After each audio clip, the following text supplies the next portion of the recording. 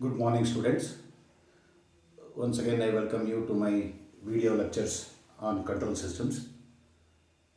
In the previous occasion, I have dealt some portion of root locus.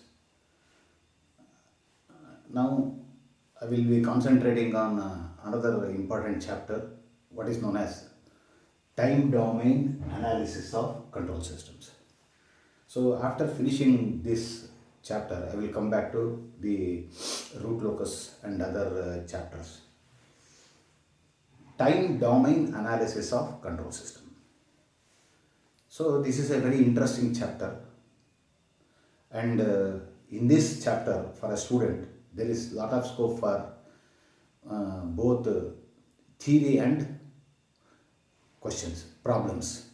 Lot of scope for deriving expressions and solving numerical examples, numerical problems. Time domain analysis of control systems. Now, first of all, what I advise students. So, students must have some prerequisite for this chapter. Number one, number one, number one, Laplace transformation. So as you know that Laplace transformation is a very important mathematical tool, and in this chapter student should be good in inverse Laplace transformation. Inverse Laplace transformation. Because we have to get time domain expression from frequency domain. So we have to carry out inverse Laplace transformation, and the student should be good in doing inverse Laplace transformation. This is number one. Number two. As you know that control systems are classified based on order.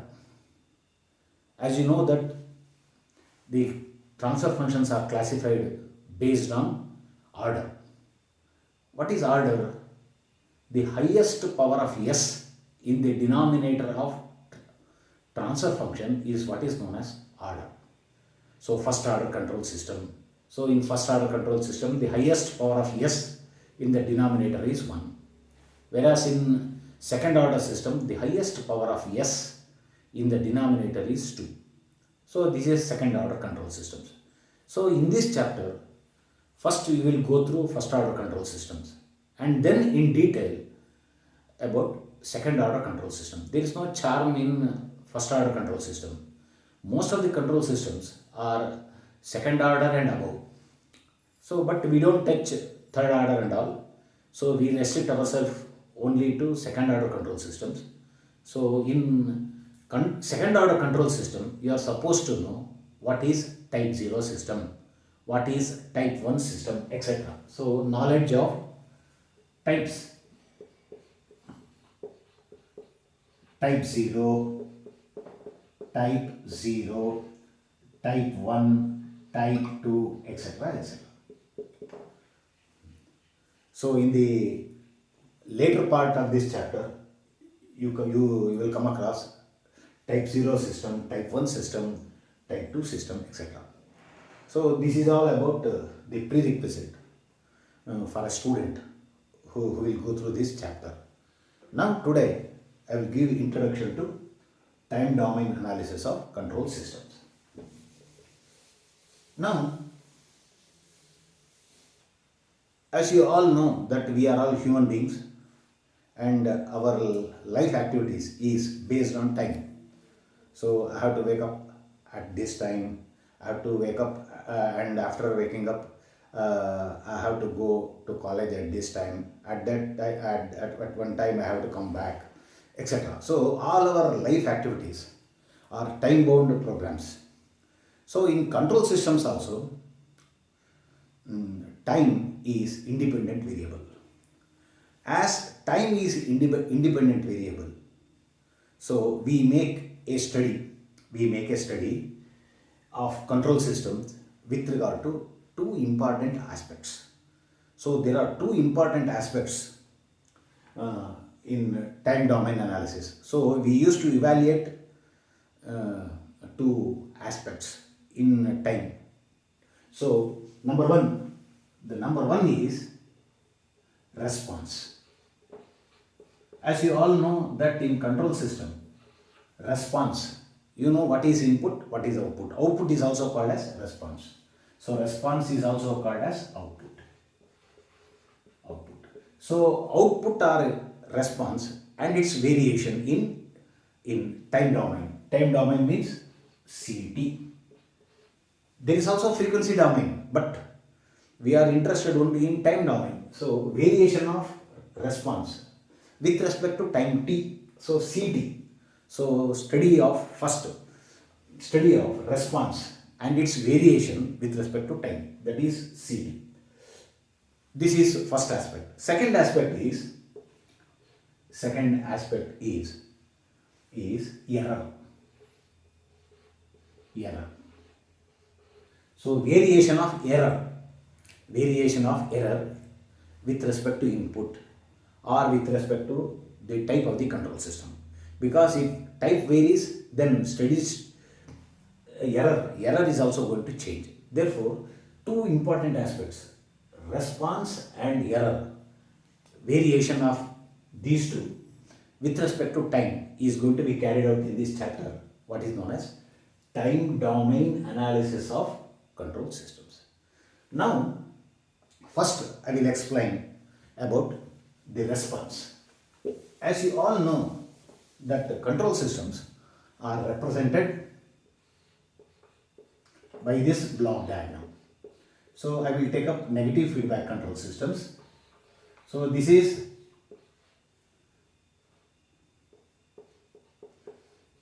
a negative feedback control system where this is forward path GS, HS, this is RS, this is input, and this is output. So output is also called as CS. So input on this side, output on this side. Variation of CS. So in any control system or any control system, if it has to be useful, it has to satisfy two important requirements. Number one, the variation of the response should be satisfactory.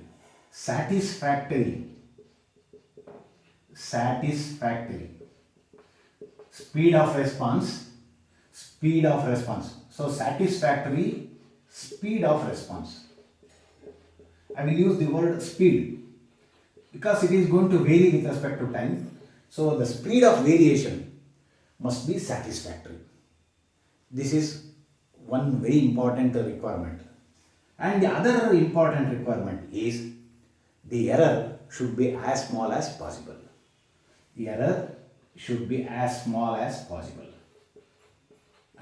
For an accurate system, the error is exceedingly small. Error as small as possible.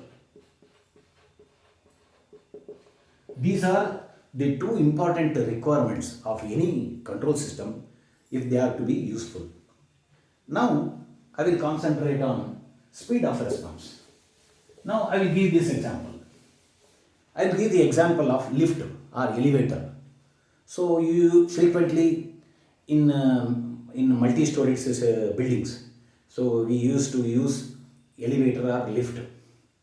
So, at the time of climbing the building to any floor, so you go near the elevator and you press the button. So if you have to go to third floor, you will press the button 3. So pressing the button 3 is a sort of input. So that is the input to the system. And as the door closes and as you go inside the elevator, then the elevator starts climbing up. And it will reach third floor and you will get down, you are at third floor. And elevator is going to inform you that it is third floor and you will going to get down. You will come out of elevator. So while climbing, while going up, the speed of response should be satisfactory. So all in one shot, it should not go. If it is too fast, then it is not comfortable for a lift passenger. Or even if or even if the elevator goes slowly, that is also not satisfactory. So what is required for a elevator for a person in the elevator? The speed of response should be satisfactory. So he should not he should feel well while he is inside, he or she inside the lift. So speed of response is very important. After that is speed of response. So control system, the speed of response should be satisfactory. Number two, error. So you will go to third floor. So you're supposed to go to third floor. So as soon as the elevator halts at the third floor, the doors opens and you will come out. As you know that there is some clearance between the lift floor and the building floor.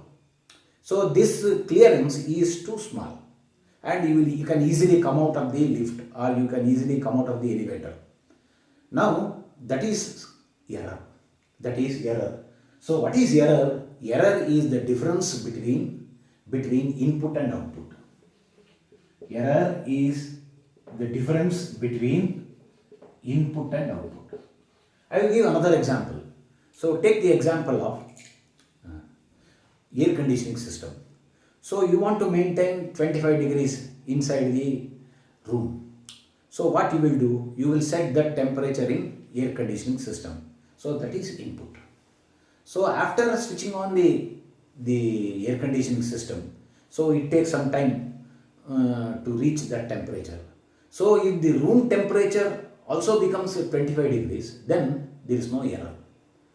If the room temperature is different from 25 degrees, that is what you have set on this on the monitor, then it is going to possess error. For example, if it is 24.8 degrees instead of 25, then there is an error of 0.2 degrees. That is called as error.